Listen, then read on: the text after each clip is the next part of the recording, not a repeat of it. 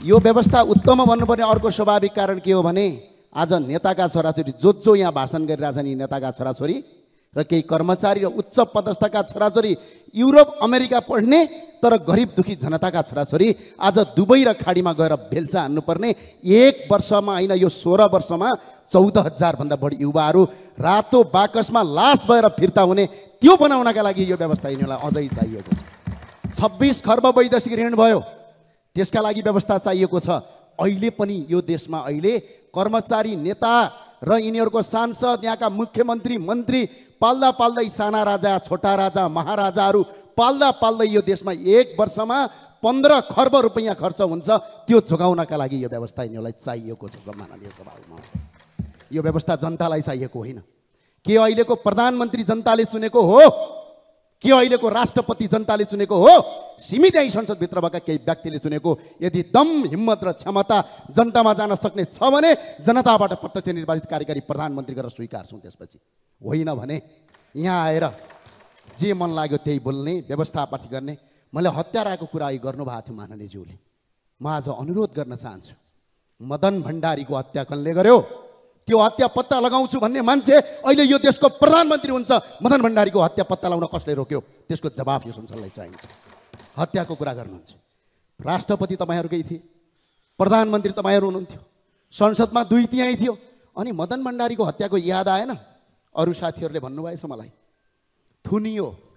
म एकजना व्यक्ति हुँ, तपाईँको यो उत्तम गणतन्त्रको बेला ललितपुरमा चामल बाँड्दा बाँड्दै 9 दिन सिडिओ कार्यालयमा थुनाइ पाएको व्यक्ति हुँ। र आज पनि अहिले पनि भर्खरै रापरवाका विद्यार्थी युवा नेता निराजन बमलाई तपाईँहरूले चितवनबाट अरेस्ट गरिराख्नु भएको छ। यो तपाईँहरूको लोकतन्त्र हो। अघि एकजना मान्यज्यूले भन्दै हुनुहुन्थ्यो, काण्ड सम्झाइदेऊ, निर्मला पन्तको बलात्कारपछि हत्या भयो। तपाईँहरूका कति गृहमन्त्री फेरिए, कति प्रधानमन्त्री फेरिए, कति पटक ओल्लो पक्ष सरकारमा गयो गणतन्त्रवादीहरू। एकजना निर्मलाको हत्यालाई अहिलेसम्म पत्ता लगाउन सकेका छौ। र अर्को कुरा सम्झाइदिन चाहन्छु, बाँदरमुडे घटना याद छ? निहत्या नागरिकलाई बम हानेर मारे हो कि होइन? अझ अर्को घटना सम्झाइदिउँ, लमजुङका शिक्षक मुक्तिनाथ अधिकारीका हत्याराहरू आज यही संसदमा सांसद भएर हिँडिरहेका छन्। यसको जवाब चाहिन्छ कि चाहिँदैन? यो हो व्यवस्था?